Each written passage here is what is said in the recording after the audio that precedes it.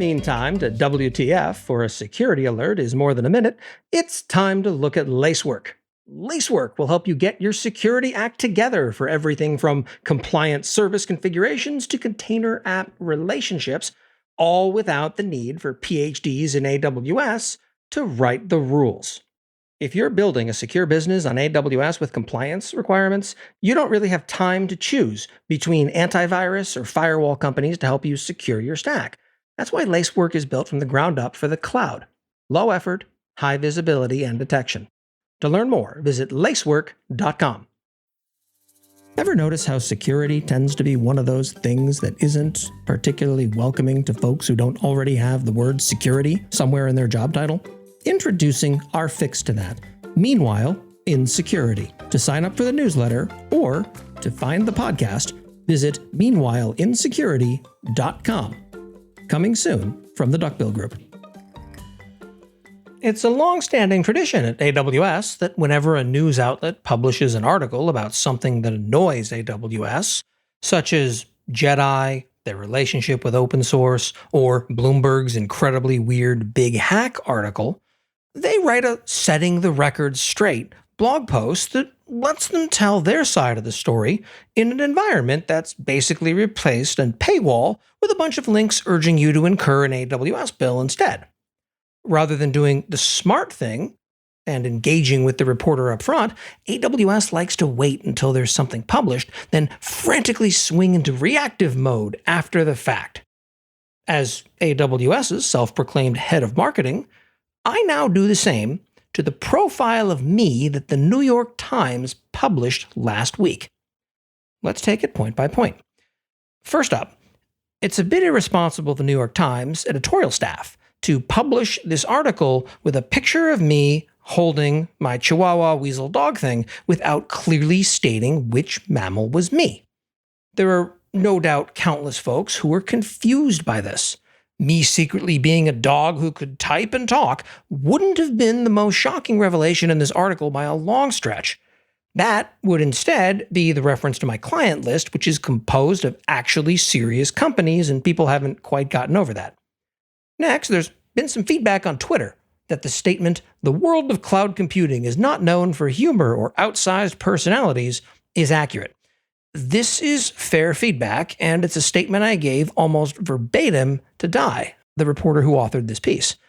I'm completely forgetting the cloud comedic stylings of, I know I had something for this, just give me a second. After that, he contrasts me. Mr. Quinn, 38, is an exception, a brash and outspoken person who is part tech analyst, part internet troll, and part watchdog. Again, this has the potential to confuse people. Calling me part watchdog doesn't make it any easier to disambiguate which mammal I am in the picture at the top of the article. He rarely passes on an opportunity to scrutinize, analyze, explain, mock, and defend Amazon's cloud unit, sometimes all at once, is also patently untrue.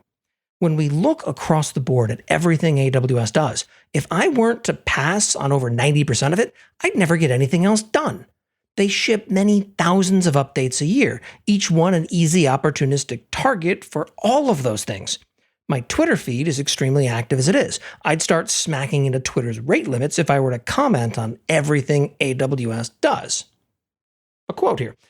"It's a frenemy relationship. When he speaks, people there listen," says Anna Wisniewski, a former Amazon employee who often dealt with Mr. Quinn when she managed the process for releasing new products. Although some people didn't care for the snark. Anna is a treasure and a delight. For all of my coaxing/probing/attempted bribery, she never once broke NDA when she was at AWS. As a point of fact, nobody at AWS ever has. Her departure from AWS last year made it clear that Amazon's hire and develop the best leadership principle is seriously missing a retain aspect. The company is very clearly poorer for her absence. As to folks at AWS not caring for the snark, you really can't have the good without the bad. You have to embrace the snark. A few observations to that end. If I only say the positive things, I lose all credibility, just like AWS marketing has. Service X sucks and isn't ready for production use is often true. If I say otherwise, nobody will believe a single thing I say about Service Y, which is a legitimate treasure. Do you have even the remotest idea how incredibly boring all of this is without humor?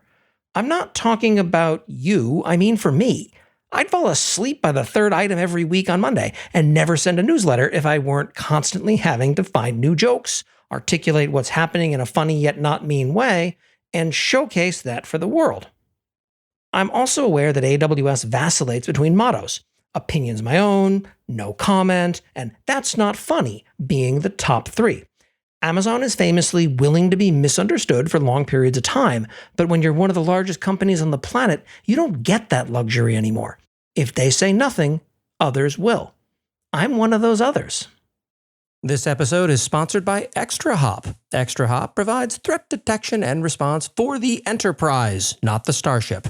On-prem security doesn't translate well to cloud or multi-cloud environments, and that's not even counting IoT. ExtraHop automatically discovers everything inside the perimeter, including your cloud workloads and IoT devices, detects these threats up to 35% faster, and helps you act immediately. Ask for a free trial of detection and response for AWS today at extrahop.com/trial. The thing that irritated me the most is that Amazon declined to comment for this article, and it did not make Mr. Barr available for comment. In response to a description of Mr. Quinn as a funny person in an industry devoid of humor, an Amazon spokesman replied with a link to a lighthearted video for an AWS product launch and a smiley emoji. Just a side note here.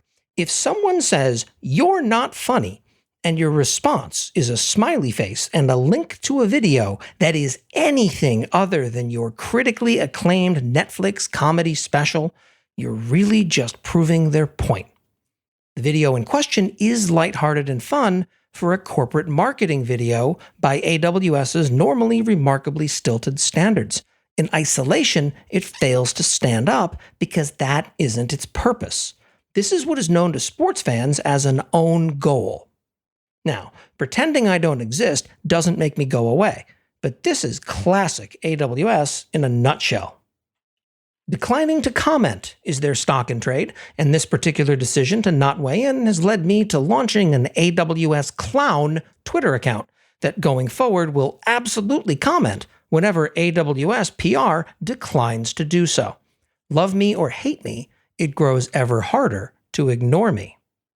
Next, the article goes on to say that I dropped out of the University of Maine, where I was studying computer science. This is incorrect. I failed out where I was double majoring in philosophy and computer science both. However, I do have the distinction of being expelled from not one, but two New England boarding schools for teenage hijinks, which really set me up for success later in life. You might think that me bringing up these points does nothing to paint me in a positive light whatsoever. If you read the blog post that I referenced about setting the record straight from Amazon itself, you'll realize that harming my own case in a response like this is very much on brand for AWS and folks in its orbit.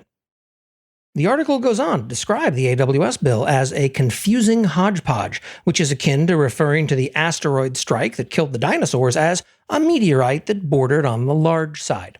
Fun fact, when researching this story, Dai Wakabayashi asked if AWS bills were complicated like phone bills. When I responded with no, AWS bills are complicated like differential equations, he asked me to explain.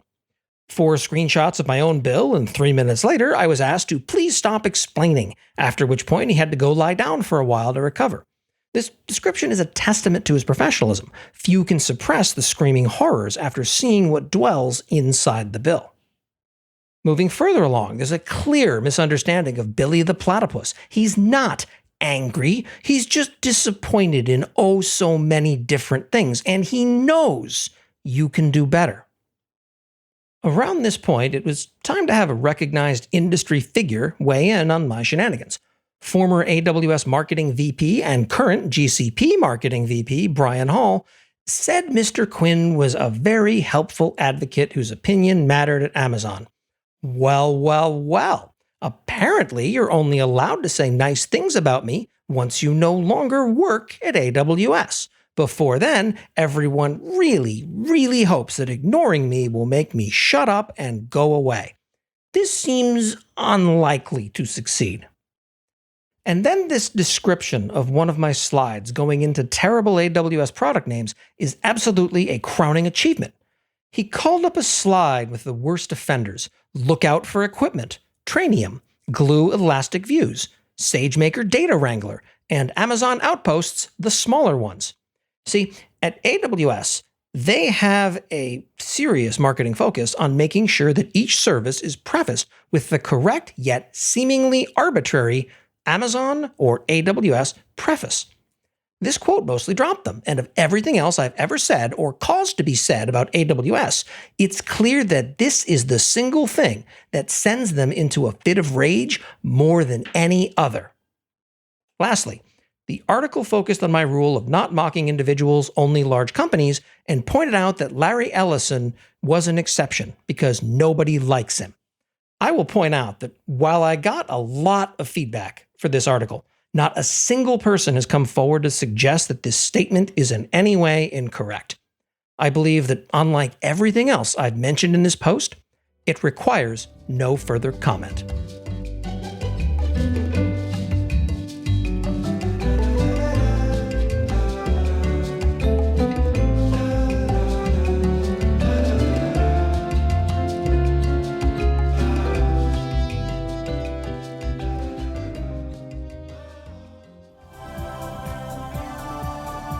This has been a Humble Pod production.